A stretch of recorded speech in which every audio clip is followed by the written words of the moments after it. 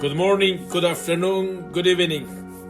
I'd like to share more about this book, The World Revolution, chapter 2. The First French Revolution. Illuminism in France, Cagliostro, Mirabeau, intrigues of Prussia, the Orienists, the reigns of terror, clothes and internationalism, Robespierre and socialism, the plan of the population after effects of revolution.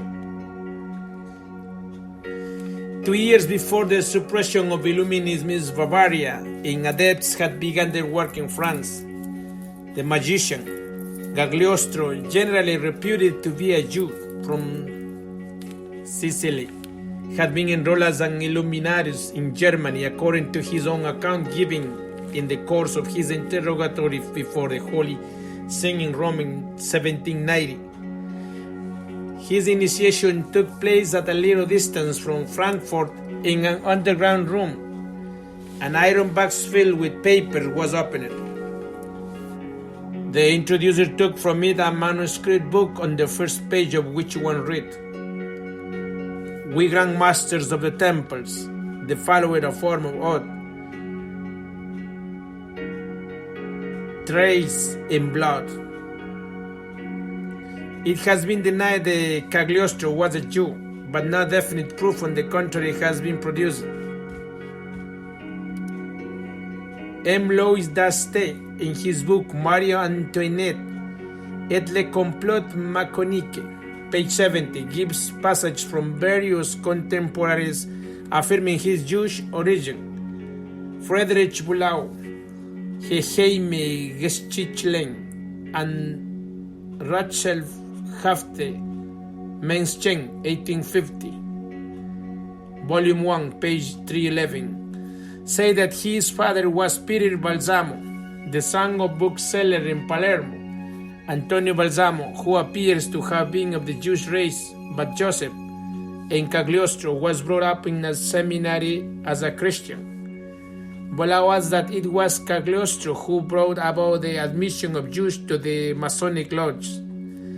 Cagliostro himself pretended to know nothing of his origin, declaring that he was brought up in Arabia, in the palace of the Mufti at Medina.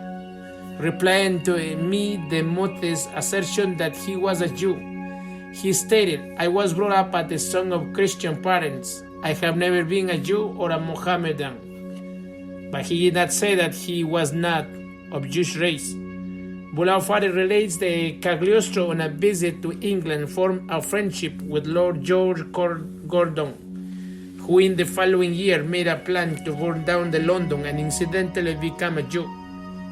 The Chambers Biographical Dictionary article on Lord George Gordon, Memory pour le Comité of Cagliostro, page 83, 1786 edition.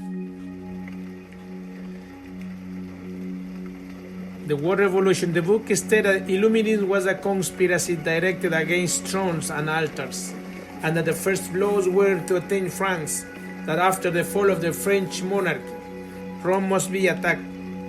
Cagliostro learned from the mouths of the initiators that the secret society of which henceforth he formed a part possessed a mass of money dispersed in the banks of Amsterdam, Rotterdam, London, Genoa, and Venice. He himself drew a substantial sum destined for the expenses of propaganda, received the instruction of the sect, and went to Strasbourg. It was in Strasbourg that Cagliostro then made the acquaintance of the Cardinal de Rohan, who quickly fell under the spell of the hypnotic power which formed Cagliostro's stock in trade and is still practiced by propagandists of Illuminism. Soon after this, the Cardinal introduced the magicians to M. de la Mothe, and the affair of the necklace was the result. It was thus that the first blow at the French monarchy was planted in the councils of the German Illuminati. 2 years later, a further success was achieved for Illuminism by the acquisition of Mirabeau. That great adventure had been sent by the French government on a mission to Berlin, and whilst in Germany became acquainted with some of the Illuminati, amongst other Nikolai and Leuchse-Ring. Finally, at Brunswick, he formed a friendship with Maubilion, who initiated him into the highest mysteries of the order. With super effrontery Mirabeau, they published a pamphlet entitled Idées sur les sectes des Illuministes, purporting to expose the follies of Illuminists, but in reality describing the sect of the Martinisters, so as to throw a veil over the maneuvers of the Illuminati of Bavaria. On his return to France, Mirabeau, who had assumed the Illuminati name Leonidas in cooperation with Talleyrand, introduced Illuminism into his lodge, which he had called the Philaleres, again throwing dust in the eyes of the public, for as we have seen, the Philaleres was a lodge of the Martinisters, and it was then decided that all the Masonic Lodge of France should be Illuminized. Finding this task, however, beyond his powers, Mirabeau sent to Germany for 2 more adepts, both known as Amelius and the Baron de Boucher, known as Bayard, at the lodge of the Amis Reunis, where the members of the Masonic Lodge from all over France congregated. The mysteries of Illuminism were unveiled by 2 German emissaries, and the Code of Weishaupt was formally placed on the table. The result of this was that March 1789, the 266 lodges controlled by the Grand Orient were all illuminated without knowing it, for the Freemasons in general were not told the name of the sect that brought them these mysteries, and only a very small number were really initiated into the secret. In the following month, the revolution broke out. No one will deny that France at this period was ripe for drastic reforms. It is true that Babeuf, the socialist, afterwards declared that the people of France were no worse off than the people of other countries, and that Arthur Young, whose earlier views on the revolution written under Orleanist influence are always quoted as the strongest indictment of the old regime, was later on led by the fuller knowledge to assert that the old government of France, with all its faults, was certainly the best enjoyable any considerable country in Europe. England alone expected. Still, an examination of facts shows that there was very real cause for discontent, more on the part of the peasant than of the industrial workers.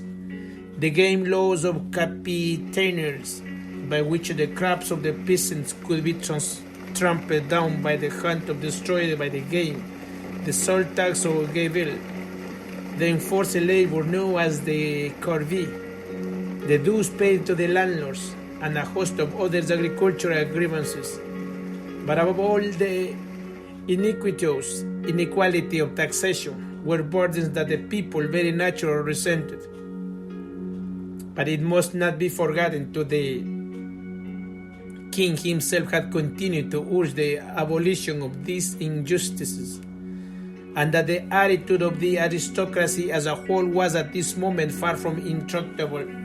The philosophy of Rousseau had opened the eyes of many of the nobles to the need of reforms, and there was probably never a moment in the history of the world when a great regeneration might have been carried out with less violence. The work of the revolutionaries was not, however, to accelerate reforms, but to arrest them in order to increase popular discontent and bring themselves into power. The manner in which they accomplished their design has been described in detail in my study of the French Revolution, and for the purpose of the present work, the history of this period must be condensed as far as possible so as it to indicate only the course of the social revolution.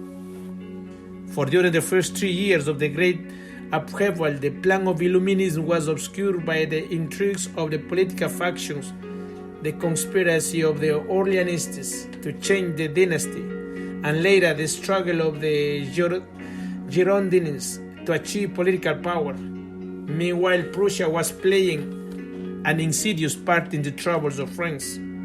For many years before the revolution, the cherished scheme of Frederick the Great had been the break of the Franco-Australian alliance, 1756, which barred his way to power and to establish a unified Germany under Prussian domination. In 1778, the Empress Maria Theresa, in a letter to her daughter, Maria Antoniette, wrote these prophetic words: "Everyone in Europe knows to what point one can count on the King of Prussia and how far one can depend on his word. France has been able to perceive this under diverse circumstances, and yet that is sovereign who aspires to erect himself as protector and dictator of Germany. What is still most extraordinary, the powers do not think of uniting to prevent such a misfortune, from which sooner or later all will have to endure the disastrous consequences. What I put forward concerns all the powers of Europe. The future does not appear to me under a smiling aspect, yet today we endure the influence of that military and despotic monarchy, which recognizes no principle, but which in all that it does, all that it undertakes, always pursues the same goal, its own interest and its exclusive advantage. If this Prussian principle is allowed to continue to gain ground, what hope is there for those who will succeed us one day?" As a result of warnings such as this, Maria Antoniette adopted that anti-Prussian attitude for which she paid so dearly, and Frederick, centering all his hatred of Austria and the luckless Dauphin of France, circulated libels against her through his agent Von de Gaulle, who combined the role of ambassador and spy at the court of Versailles. Such indeed was the thoroughness of Hohenzollern methods that he had even taken the trouble to enter into relation with an obscure thief in France named Carra, afterwards to become a leading revolutionary, who apparently proved so efficient that Frederick saw fit to reward him with a gold snuff box in recognition of his services. The policy of Frederick the Great was faithfully carried out by his successor, Frederick William II, and Prussian agents, chief amongst them a Jew named Ephraim, were sent over to Paris to mingle with the revolutionary moves and inflame their passions. The intrigue that directed the opening stage of the revolution was, however, the Orleanist conspiracy, and it was by his faction that the artificial scarcity of grain was created during the spring and summer of 1789, and then the siege of the Bastille of July 14 and the March of Versailles on October 5 were organized. Now it has been objected by several critics that in my description of these days I overrated the importance of the Orleanist conspiracy, and that the feeble character of the Duke's Orleans makes it impossible to see in him a determined conspirator. The latter fact is true, but it will be noticed that I did not attribute to the Duke himself the organization of the conspiracy, but to his supporters, notably Carlos de Laclos. Since, however, in research of this kind no progress can be made unless one is willing to reconstruct one's view in the light of further knowledge, I frankly admit that in my French Revolution I underrated the importance of Illuminism, and it is therefore quite possible that part of the organization I attributed to the genius of Carlos de Laclos was in reality the work of Illuminized Freemasonry. This word in no way affects the description of the mechanism by which the so-called popular risings were brought about, but would supply a further explanation of its efficiency. But since the Duke Orleans was lending himself to the plan of usurping the throne of France, was at the same time Grand Masters of the Grand Orient, and all the revolutionary leaders, Orleanist or otherwise, were members of the Lodge, it's obviously impossible to disentangle the threads of the two intrigues. How can we know which of the Duke's supporters were genuinely working for a change of dynasty and which of the overthrow for monarchy and all-order government? The plan of Weishaupt was always to make use of princes to further their own ends, and it will be interesting to discover whether the loans raised by the Duke Orleans in Amsterdam and England wherewith as the revolution proceeded, he replenished his coffers, came from the funds of Illuminati in those places. To whatever agency we attribute it, however, the mechanism of the French Revolution distinguishes it from all previous revolutions. Here too the isolated revolutions that have taken place throughout the history of the world can be clearly recognized as spontaneous movements brought about by oppression or by a political faction enjoying some measures of popular support and therefore endeavoring to satisfy the demands of the people. But in the French Revolution we see for the first time that plan in operation which has been carried on right up to the present moment, the systematic attempt to create grievances in order to exploit them. The most remarkable instance of engineered agitation during the early stages of the revolution was the extraordinary incident known to history as the Great Fear, when on the same day, July 22nd, 1789, and almost at the same hour, in towns and villages and all over France, a panic was created by the announcement that brigands were approaching and therefore that all good citizens must take up arms.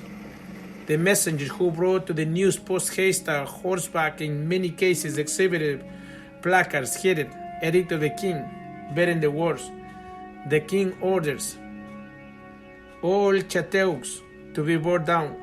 He only wishes to keep his own."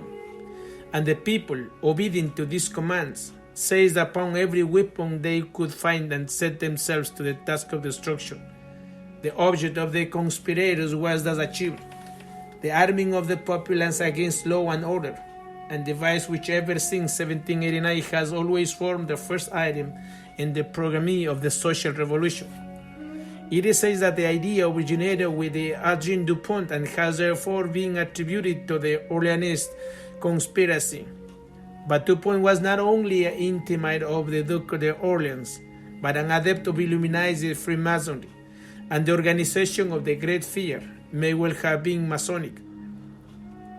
This explanation seems the more probable when we remember that the plan of the Lodge, even before they became Illuminati, had been to make a revolution for the benefit of the bourgeoisie, with the people as instruments.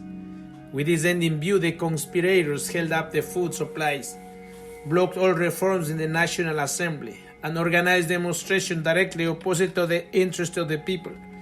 From the attack on the factory of rebellion in April 1789 to the murder of the baker Francois in October, nearly every outrage was directed against men who had fed and befriended the poor. Under the domination of the Tiers, it had almost entirely composed of bourgeoisie, far more occupied with their own grievances against the nobles than with the suffering of the people. The legislation carried out by the National Assembly cannot be described as so mild a word as a reactionary. It was frankly and ruthlessly repressive of all socialist or even democratic ideas. Not only was property safeguarded by new laws, but suffrage was extended only to citizens possessing certain incomes, while the trade unions that had existed peacefully under the name of working men's corporations were rigorously suppressed by the famous Louis Chapelier on June 14, 1791. By this glaringly anti-democratic act, working men were forbidden to name presidents, keep register, make resolutions, deliberate, or draw up regulations on their pretending common interest, or to agree on any fixed scale of wages. The wording of the first article runs as follows: the annihilation of all kinds of corporation of citizens belonging to the same state or profession being one of the fundamental bases of the French Constitution. It is forbidden to reestablish them on any pretext or under any form whatsoever. This law was passed without a word of protest from Robespierre or any of the so-called Democrats on the Assembly. As to the Constitution, held up before the eyes of the people as the supreme benefit of the revolution was to confer on them, it will be noticed that every step on the road to its final promulgation was marked by a fresh outbreak of revolutionary agitation. No sooner had its first principles been placed before the assembly by Mounier, Clermont, Tonnerre, and other honest Democrats, and a price was placed on the heads of these men by the revolutionary of the Palais Royal. An attempt was made to march on Versailles, when 2 years later the king finally accepted the constitution. This immense concession to the demands of the people, which if the revolution had been made by the people would undoubtedly have ended it, became the sign of a fresh outbreak of revolutionary fury, expressed by the hideous massacre known as the Glaciers de Avignon. Can we not believe then that there may be some truth in the prayer des champs, a statement that the cry of constitution has been in all countries the word of command of the secret societies? That say the rallying cry of revolution? We shall find further confirmation on this theory later in history of the revolutionary movement in Russia. Thus, during the first 2 years of the revolution, Illuminism concealed itself under the guise of popular tumults, but with the formation of the Jacobin clubs all over France, its scheme of domination becomes more apparent. These societies, Robinson, in his proofs of a conspiracy, declares, were organized by the revolutionary committees. Under the direct inspiration of the Bavarian Illuminati, who taught them their method of doing business, of managing their correspondence, and of producing and training pupils. It was thus that at giving signal insurrections could be engineered simultaneously in all parts of the country, or that the faubourgs could be summoned forth at the word of command. The plan of Weishaupt for enlisting women in the movement had been adopted from the beginning by the revolutionaries, and we see in the declarations of Theo Reine de Maricourt and of the militant suffragette Olympe of the Gauchos, how cleverly the idea of giving them hints of emancipation was carried out. Madame Roland, likewise glorying in the political power the revolution had brought her, little dreamed whether the movement was tending to the disappearance from the stage of all women except the furious of the guillotine. Olympe and Madame Roland paid for their illusions with their heads. The ruined public flocked into two ladies' gardens by the tricoteus of the Robespierre, lost his reason and died raving mad in the Salpêtrière some years later. For in times of revolution, it's not the women of brains and energy who can never take a leading part, but only those who disordered imaginations and perverted passions inspire them with a ferocity more horrible than that of men. The Jacobins, in playing on these passions amongst the women who assembled at the meeting held 3 times weekly at their societies, fraternities, fanned their fury into flame and prepared those terrible bands of harpies who committed the atrocities of August 10th. So complete had the organization of the Jacobins clubs now become that during 1791 and 1792 all the Masonic lodges of France were closed down, and Philippe Egalité sent his resignation as a Grand Master. This was held advisable for several reasons. The Jacobins, once the masters of France, could not with safety tolerate existence. Theorin thus expressed his views on the revolution to an English contemporary. Society is undergoing a change, a grand reorganization, and women are about to resume their rights. We shall no more be flattered in order to be enslaved. These arms have dethroned the tyrant and conquered freedom. France in 1802. Letters of Redhead, York, page 62. In of any secret association that may be used as a cover for counter-revolutionary schemes. Moreover, as the great plan of Illuminism was by this time in process of fulfillment, what further need was there for secrecy? Projects formerly discussed with bated breath in the lodge could now be openly avowed in the tribune of Jacobin clubs, and nothing remained but to put them into execution. It was not, however, until after the overthrow of the monarchy on the 10th of August that the work of demolition began on the vast scale planned by Weishaupt. From this moment, the role of Illuminism can be clearly traced through the succeeding phases of the revolution. Thus, it is from the 10th of August onwards that we find the tricolor banner of the usurper replaced by the red flag of the social revolution, whilst the cry "Vive notre Roi d'Orléans" gives way to the Masonic watchword "Liberty, Equality, Fraternity."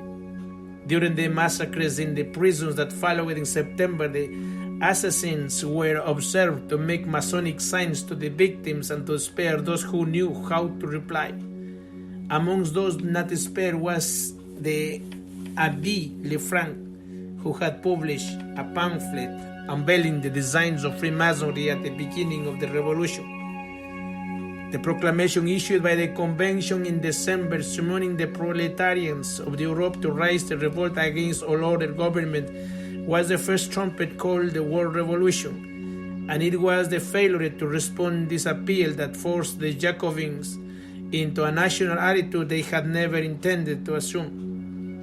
In November 1793, the campaign against religion, inaugurated by the massacre of the priests in September 1792, was carried out all over France. In the cemeteries, the cherished motto of the Illuminati, "There is an eternal sleep," was posted up by order of the Illuminatis, Anaxagoras, Chaumati. The Feast of Reason, celebrated in Church of Paris, were the miracle corollary to Weishaupt's teaching that reason should be the only code of men. And Robinson states that the actual ceremonies which took place when women of easy moral were enthroned as goddesses were no other in Weishaupt's plan of an eroterium or festival in honor of the god of love. It was likewise to Weishaupt's declamation against the mercantile trade, that the devastation of the manufacturing towns of France and the ruin of the merchants can be traced, whereas the campaign against education formed a further part of the scheme of destroying civilization.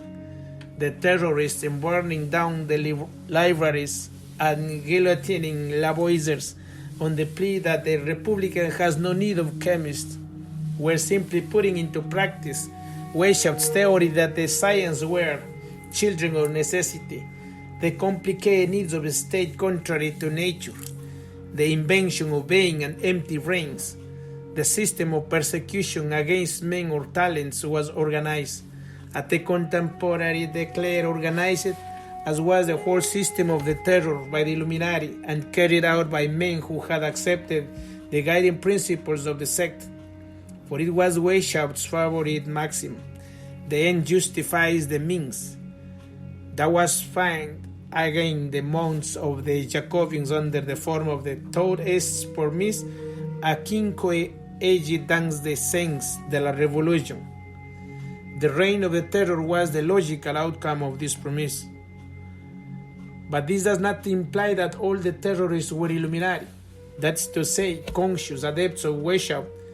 It is true that, as we have seen, all were Freemasons at the beginning of the revolution, but it is probable that few were initiated into the inner mysteries of the order. The art of Illuminism lay in enlisting dupes as well as adepts, and by encouraging the dreams of honest visionaries or the schemes of fanatics, by flattering the vanity of ambitious egoists, by working on unbalanced brains, or by playing on such a passion as greed of gold or power, to make men or totally divergent aims serve the secret purpose of the sect. Indeed, amongst all the revolutionary leaders, one man alone stands out as a pure Illuminatus, the Prussian Baron anarchist Claude. The idea seems to have been long current in Germany in 1751. An impious work dedicated to Frederick II the Great publishing as a frontier piece of the scene of the adoration of a prostitute, which was destined to be realized on the 20th of Brumaire, 1793, on the altar of Notre Dame of Paris. These champs les socialist secrets, 98 quoting, their goets, their humanity, other than position, their frame maurers, Freiburg Herder, 1875, page 75, 80.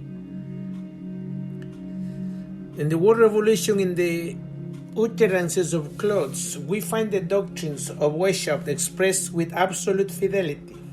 Thus, in his Republic Universelle, the scheme of Weishaupt for welding the whole human race into one good and happy family is set for a length, one common interest, one mind, one nation.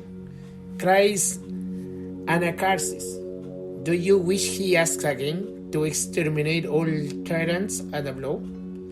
Declaring authentically that sovereignty consists in the common patriotism and solidarity of the totality of men, of the one and only nation.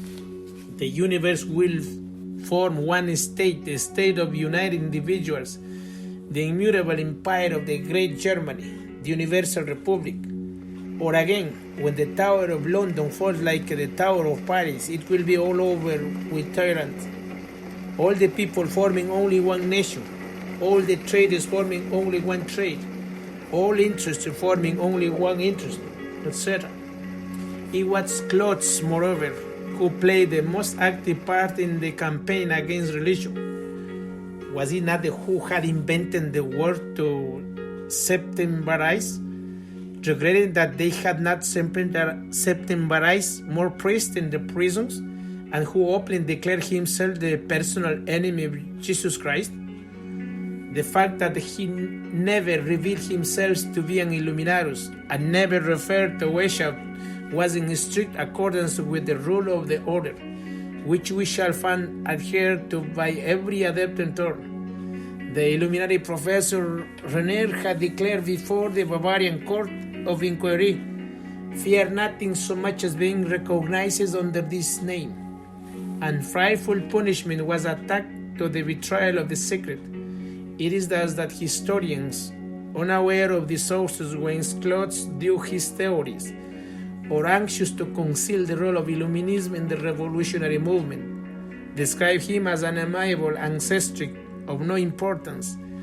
In reality, Claude was one of the most important figures of the whole revolution if viewed from the modern standpoint, for it was he alone of all his day who embodied the spirit of anti-patriotism and internationalism which, defeated in France in 1793, finally secured its triumph on the ruins of the Russian Empire, 1917. It was Claude's internationalism that ended by antagonizing Robespierre when at the Jacobin Club the Prussian Baron declared that his heart was French and sans culotte, but at the same time proposed that as soon as the French army came into sight of the Austrian and Prussian soldiers, they should, instead of attacking the enemy, throw down their own arms and advance towards them, dancing in a friendly manner. Robespierre, who was not without a certain penetration in his hatred, acidly apostrophized him, saying that he distrusted all those foreigners who pretended to be more patriotic than the French themselves, that he suspected the good faith of a so-called sans-culotte who had an income of 100,000 livres, and they ended by sending Claude and his fellow atheist Hebert, Chaumery, Ronzin, and being sent to the scaffold. Was Robespierre then not an Illuminatis? He was certainly a Freemason, and Prince Kropotkin definitely states that he belonged to one of the Lodge of Illuminati founded by Weishaupt, but contemporaries declared that he had not been fully initiated and acted as a tool rather than as the agent of the conspiracy.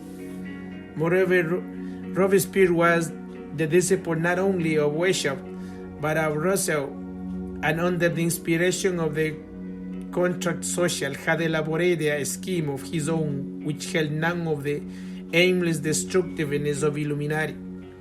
Thus Robespierre clearly recognized the necessity for the vast social revolution indicated by Weishaupt, but whilst Weishaupt fixed his eyes on the explosion and smiled at the thought of universal conflagration, Robespierre regarded anarchy simply as a means to an end, the reconstruction of society according to the plan he had evolved with the cooperation of Saint-Just, which was simply an embryonic form of the system known later as state socialism.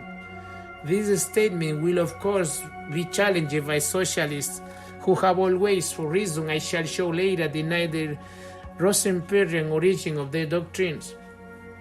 It is true, of course, that the word socialism was not invented until some 40 years later, but it would be absurd by means of such a cable to disassociate socialism from its earliest exponents. France in 1802, Letters of Henry Redhead York, page 72, biography Maillard, article Clots. M. Aulard is no doubt perfectly right in saying that the Robespierre's Declaration of the Rights of Man contains all the essential of French socialism founded on the principles of 1789 and such as Louis Blanc popularized in 1848. It is for having proposed these socialist articles, it is for having proposed this charter for socialism, and not for having vaguely declaimed against the rich and sounded the praises of mediocrity, that Robespierre after his death, as much in our own century as in the time of Babeuf, became the prophet of the many of those amongst us who dreamed of a social renovation, and he remained so until the period when German influence made French socialists temporarily forget the French origins of their doctrines. Robespierre may indeed, in the language of socialism, be described as more advanced than his French successors of the early 19th century, for he anticipated the Marxian theory of the class war, which was not again to find acceptance in France until adopted by the Guesdists and syndicalists at the very end of the century. Robespierre's cherished maxim, "The rich man is the enemy of the sans-culotte," contains the whole spirit of the class war. We have in fact only to transpose the phrases current in 1793 into their modern equivalents to recognize their identifying with modern socialist formulas. Thus the magic phrase, "dictatorship of the proletariat," of which is doubtful whether any other understand of the precise meaning, was expressed at that date by the words "sovereignty of the people," and formed the text of Robespierre's gospel. "The people," he wrote, "must be the object of all political institutions. All other classes of the community were to be entirely unrepresented, or preferable not to be allowed to exist." Even the theory of wage slavery, later proclaimed by Marx, was already current during the reigns of terror, and on this point we have the evidence of contemporary Aulard, historien politique at la Révolution Française, 47. See also Aulard Études et le Con sur la Révolution Française, in 51. Papier, Strauss, Chess, Robespierre, 15. Discourse et Rapports de Robespierre, edited by Charles Belay, page 8. See also page 327. The First French Revolution. The plan of the Jacobins, wrote the Democrat Fantin Desodoard, was to stir up the rich against the poor and the poor against the rich. To the latter they said, "You have made a few sacrifices in favor of the revolution, but fear, not patriotism, was the motive." To the former they said, "The rich man has no bowels of compassion, under the pretext of feeding the poor by providing them with work of exercises over them as superiority contrary to the views of nature and to the republican principles. Liberty will always be precarious as long as one part of the nation lives on the wages from the other.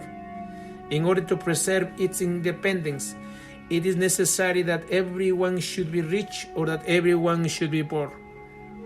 It will be seen then that the whole theory of the class war, and even the very phrases by which it was to be promoted, as also the necessity for abolishing the relationship of capital and labor, which is usually associated with Marx, were ideas that existed 25 years before his birth. We cannot doubt that it is to Robespierre and Saint-Just that they must be mainly attributed. Robespierre, as we know, definitely advocated the abolition of inheritance. The property of a man, he said, must return after his death to the public domain of society.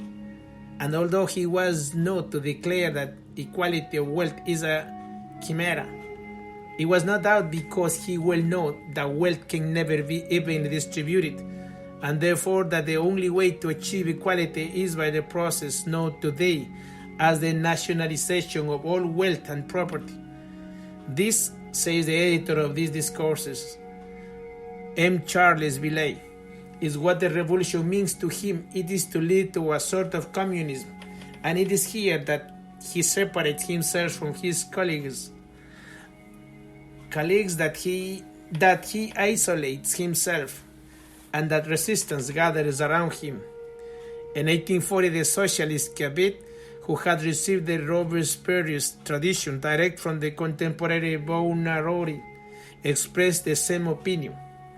All the proposals of the committee, the sole public during the last 5 months, the opinions of Bodson and Buonarroti, both initiated into the profound views of Robespierre, both his admirers and both communists, give us the conviction that Robespierre and Saint-Just only blame the untimely invocation.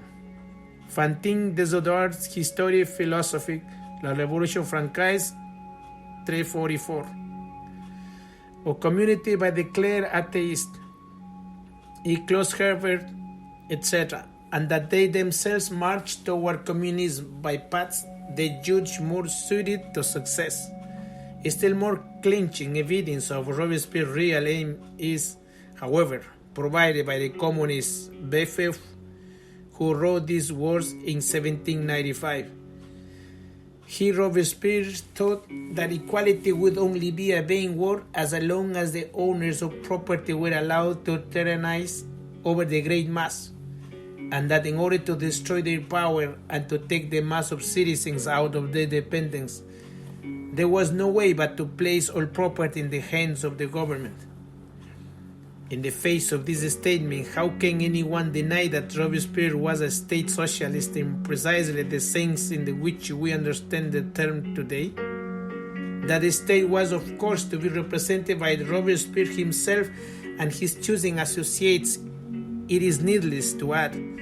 But what communist or group of communists have ever excluded the hypothesis of their own supremacy from their plan of socialist state? L'État, said knows, is the maximum of all such theorists. On one point, however, Robespierre differed from most of the members of the same school of thought who came after him in that they showed himself a consistent socialist, for he had a singleness of aim aided by entire want of moral scruples to push his theories to their logical conclusion.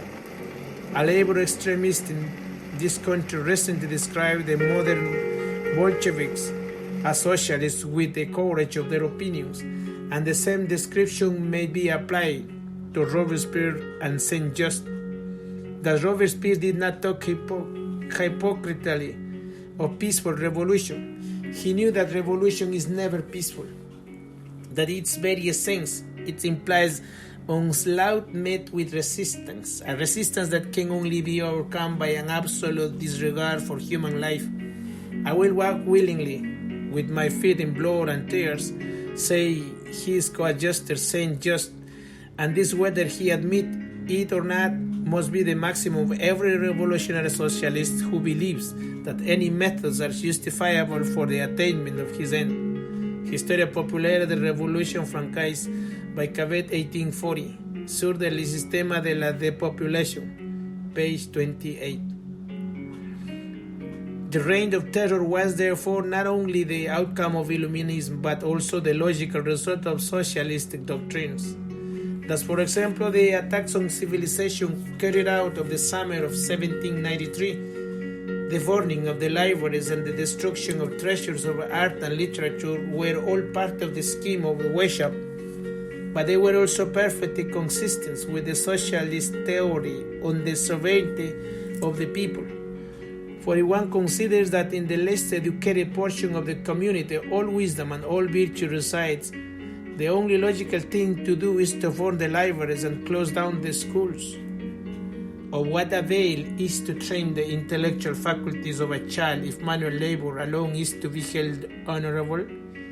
Of what use to civilize him in civilization is to be found the bane of mankind? It is either in one breath to take off the beauties of education and in the next to advocate the dictatorship on the proletariat and condemn all educated people as bourgeois? Of this strange contradiction, the Jacobians of France, like the Bolsheviks of Russia, at first were guilty. Magnificent schemes were propounded to the convention for equalist normals, equalist centrals, etc. Regiments professors were to be commanded for the instruction of youth. But all these schemes came to naught, for by the end of 1794, public education was said to be non-existent, owing obviously to the fact that meanwhile the emissaries of the committee, the South public, has busied themselves destroying books and pictures and persecuting all men of education. This campaign against the bourgeoisie found its principal support in Robespierre. It was he who first sounded the call to arms, which has since become the war cry of the social revolution. Internal dangers came from the bourgeois. In order to conquer the bourgeois, we must rouse the people. We must procure arms for them and make them angry. The natural consequence of this policy carried out against the mercantile bourgeoisie by the attacks on the manufacturing towns de France was of course to create. Joseph de Maistre, Belange's Inedits, page 122, 24, 25, quoting contemporary documents, Papyrus Chauves Ches Robespierre, page 15.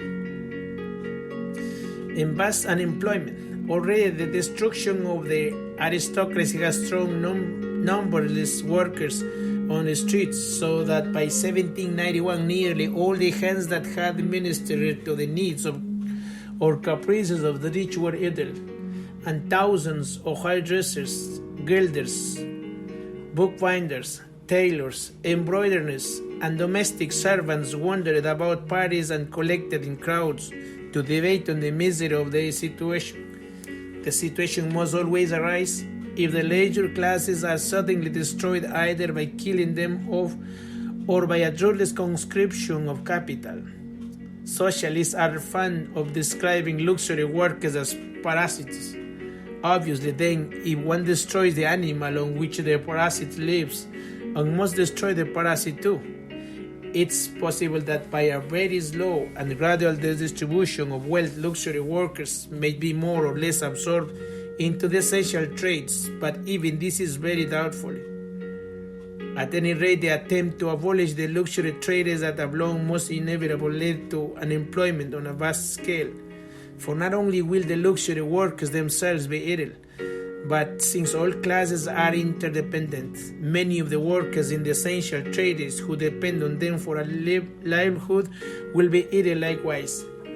Any sudden dislocation of the industrial system must therefore mean national bankruptcy. This is precisely what happened in France, as even socialist writers admit. Malone, in his Historien du Socialisme, illustrates by a picture of a scene in a Paris street the situation described by Michelet in the words.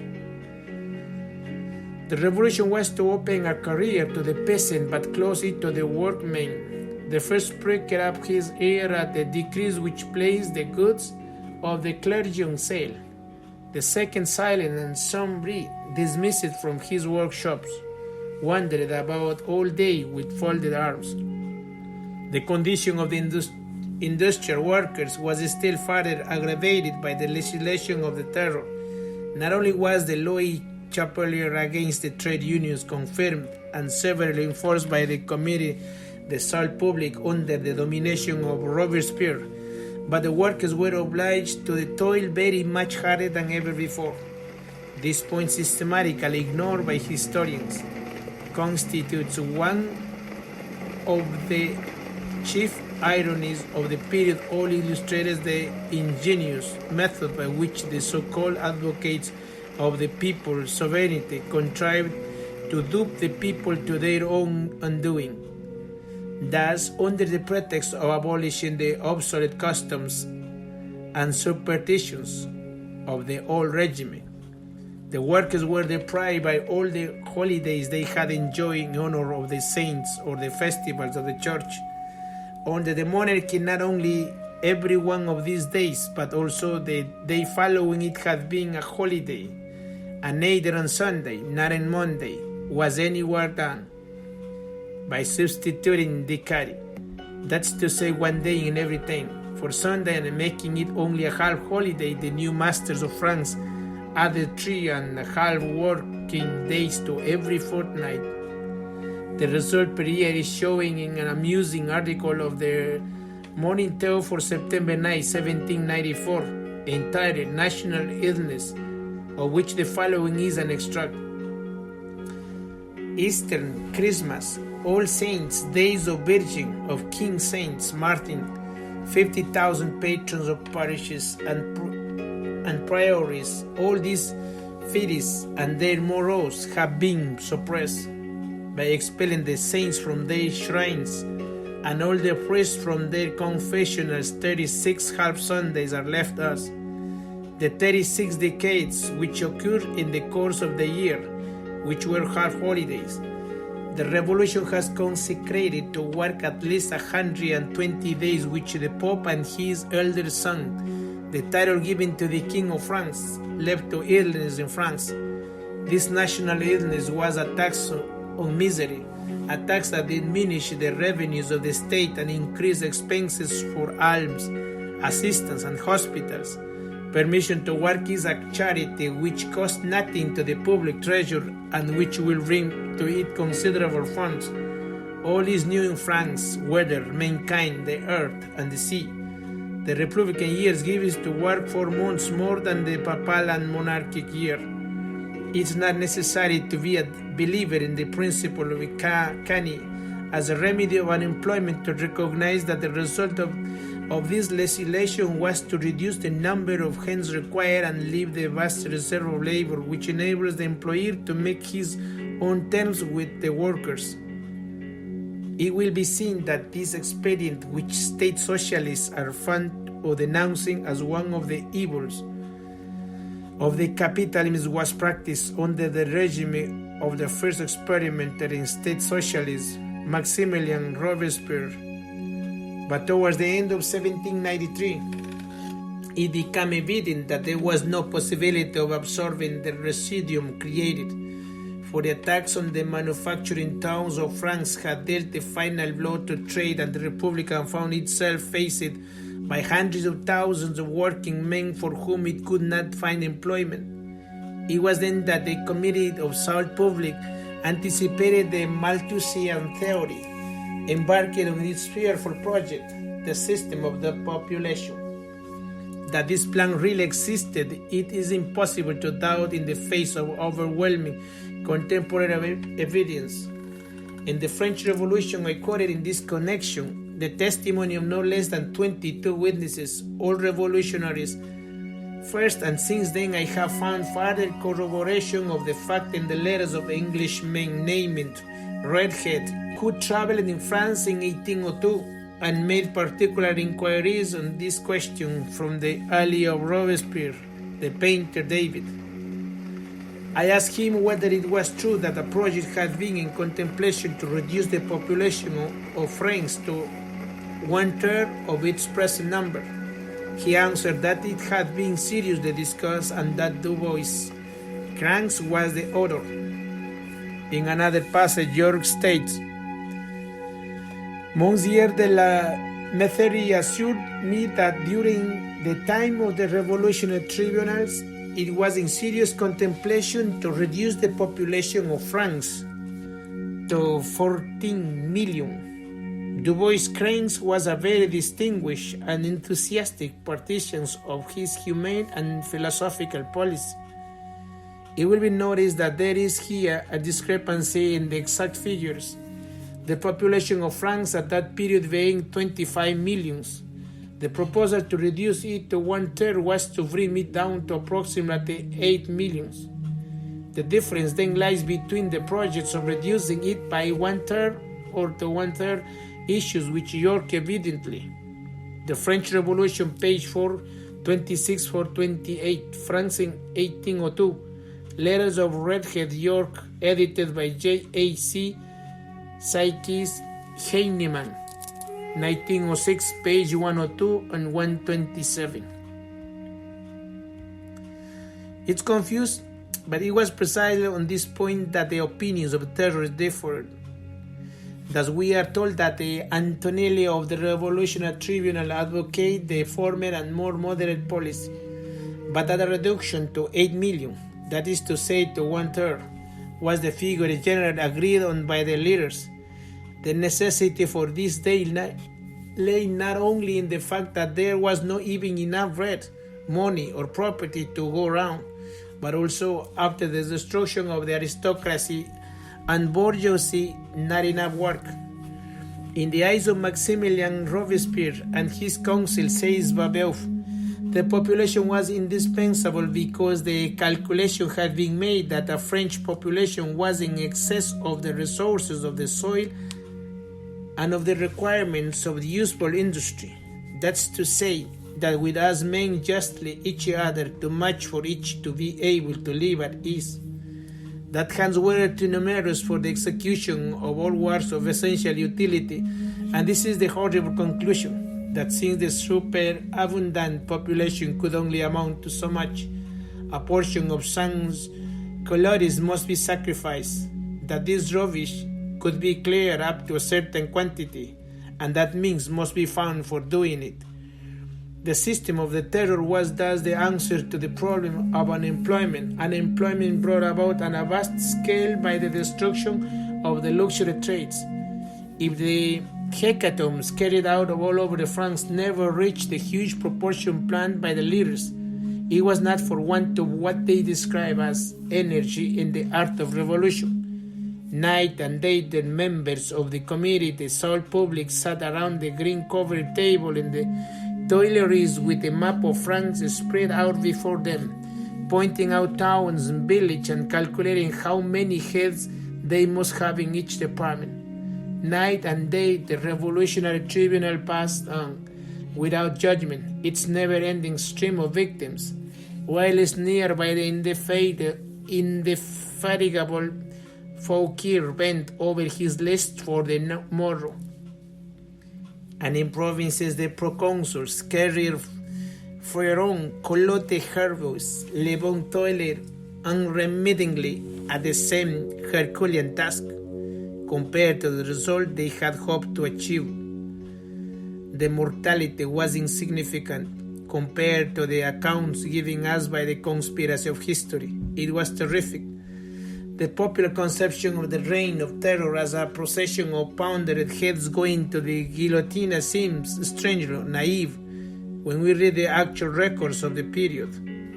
Thus, during the Great Terror in Paris, about 2,800 victims perished, and out of these approximately 500 were of the aristocracy, 1,000 of the bourgeoisie, and 1,000 working class.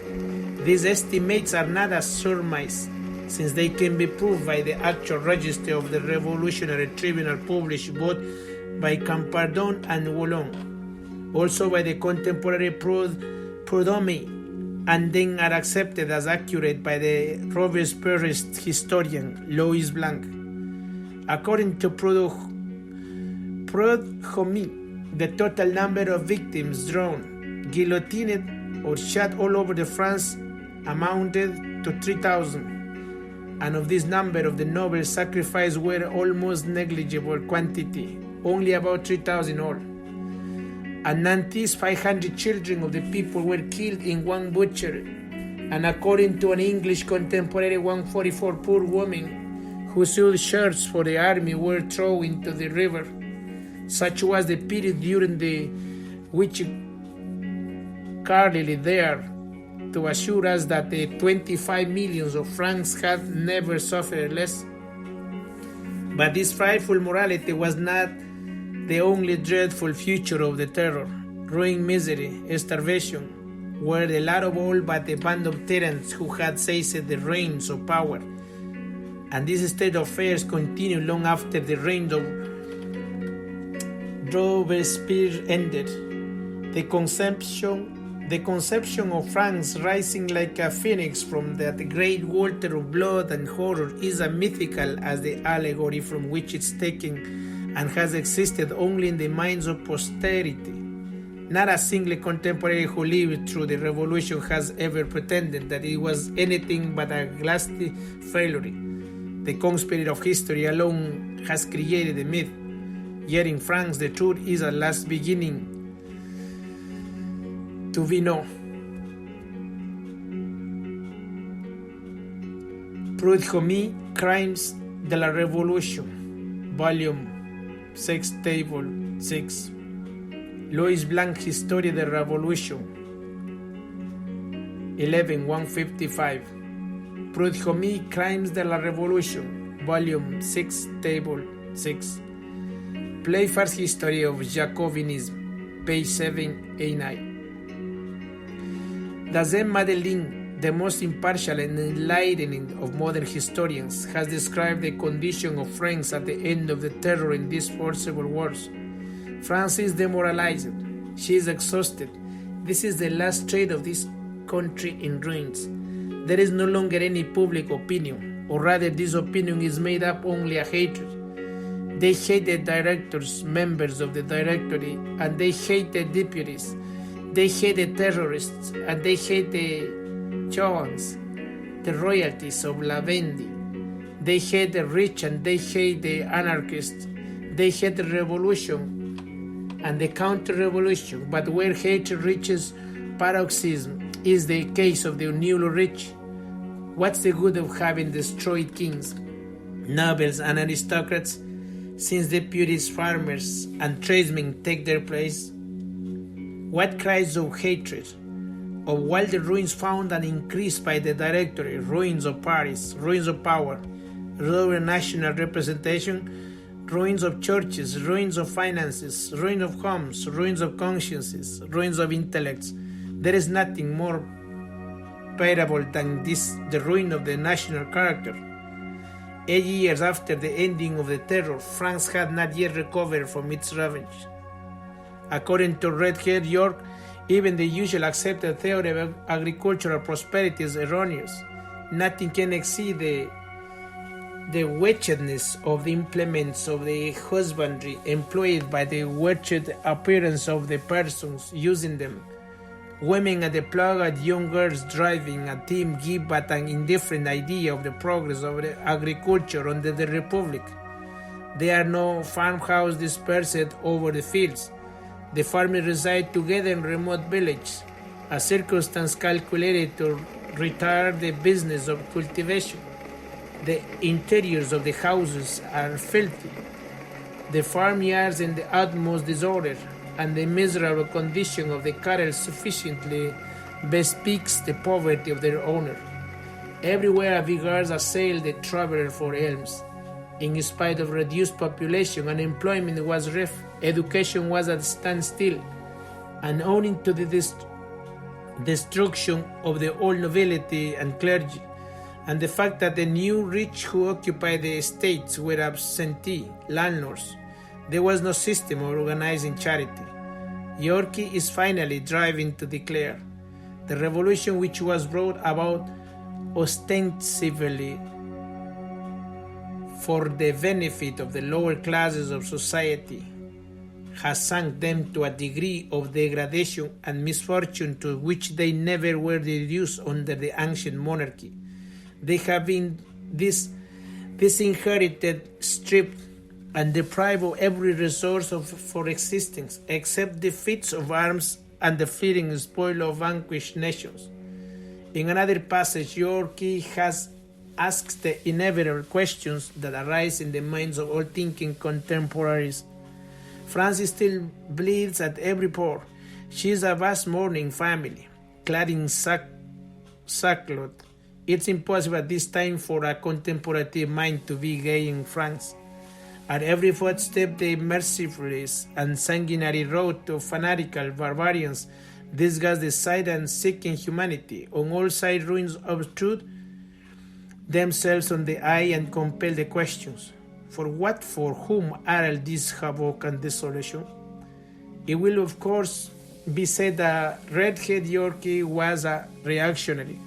As a matter of fact, he was a constitutional revolutionary and had served as term of imprisonment in Dorchester Castle from 1795 to 1799 for having declared himself to be a man who had been concerned in 3 revolutions already, who essentially contributed to serve the Republic in America, who contributed to that of Holland, who materially assisted at France, and who will continue to cause revolutions all over the world.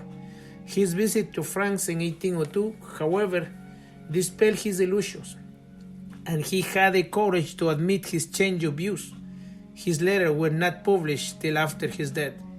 Advocates of social revolution, to whom the revelations on the real fact of the terror which have recently been published are extremely disconcerting, have adopted the convenient line of describing the first French Revolution as a bourgeois movement. It is true that it was made by a bourgeois, and at the beginning also aristocrats, and that the people throughout were the chief sufferers. But this has been the case on every outbreak of the world revolution. All revolutionary leaders or writers have been bourgeois, from Weishaupt to Lenin. Marx was a bourgeois. Sorel was a bourgeois. Likewise, no man of the people has ever taken a prominent part in the movement, but in the French terror. As in Russia today, the bourgeoisie were also the victims. France in 1802, page 33. In that sort of epilepsy into which France had fallen, wrote Proudhon, not only the revolutionary novels set themselves by preference against novels, priests against priests, merchants against merchants, rich against rich, but even the sans-culottes, once they themselves became judges, did not any the more spare who had remained amongst the crowd of a citizen. How could then the people who have suspected the system of universal depopulation? Until then it had not been heard of history. This great doctrine, however, was not chimerical. It existed. It was visible. The leaders of opinion only wished to reign over deserts. What power can have inspired this beautiful system? The page of accepted history provides no clue to the problem, only a recognition of the secret force at work beneath the surface. It's possible to understand how the French nation fell a victim to the hideous regime. In the opinion of numberless Enlightenment, contemporary Illuminism alone explains the mystery. As early in 1793, the journal De Vienne pointed out the true source of inspiration beneath the system of the Jacobins. It is not the French who conceived the great project of changing the face of the world. This honor belongs to the Germans. The French can claim the honors of having begun its execution and of having followed it out of its ultimate consequences, which, as history is there to prove, were in accordance with the genius of these people. The guillotine, intrigue, assassination, incendiarism, and cannibalism, when it comes to the eternal Jacobin refrain of universal liberty and equality, of the suppression of kings and princes who are merely tyrants, of oppression by the clergy, of necessary measures of annihilation, the Christian religion, and establishing a philosophical religion, a refrain that reminds everyone of the declaration of Maubilion, and notable Illuminatus touching Christianity, of those of Knaji and came touching state religion? Whence comes it so all this harmonizes with the original writings of the Illuminati if there is no alliance between the two sects? Whence comes it that the Jacobinism has partitions everywhere, even the most distant countries? And how can we explain that this, as far as researches can extend, have been in touch with Illuminism? Alois Hoffman, editor of this journal, wrote, "I shall never cease to repeat that the revolution has come from Mansory, and that this was made by writers and the Illuminati. Prudhomme claims the revolution, that the object of the conspiracy were precisely the same as they are today is shown by the remarkable extract from the letter of Keating Crawford to Lord Auckland on May 23, 1793. The present crisis is certainly the most extraordinary in its nature, and made the most important in its consequences of any that is to be found on the page of history. It may decide the fate of the religion and the government of most of the nations of Europe, or rather it may decide whether religion and government are to exist, or Europe be plunged against a state of barbarism. Hitherto the basis of human polity was religion. The supreme being was everywhere adored, and the great maxims of morality respected. But when the order of civil society had attained a degree of perfection unknown in former ages, we see endeavors almost everywhere put in practice to destroy it. Atheism rising against religion, anarchy against government, vagabonds against the industrious, men who have nothing to lose against those who enjoy what they receive from their ancestors or acquired by their labor, and this conflict brought at last into the field to be decided by the sword. On the other hand, we see the chief powers of Europe taking arms in defense of religion and lawful authority, and the other a multitude of those disorganized barbarians endeavoring to undo them. Such, my lord, with some political shades that may be added in a pretty faithful picture of what the French Revolution has produced hitherto. What words could better describe the situation of Europe in this year of 1921? But in spite of the vast demolition effected by the terror, neither the disciples of Weishaupt nor their tools the revolutionary socialists had achieved their purpose. One more effort must be made to bring about the universal revolution that should deal the death blow to society. This attempt was made 2 years after the terror ended by the communist Gracchus Babeuf. It's really interesting, this book. We'll keep sharing in the future, the chapters to come. Bye-bye.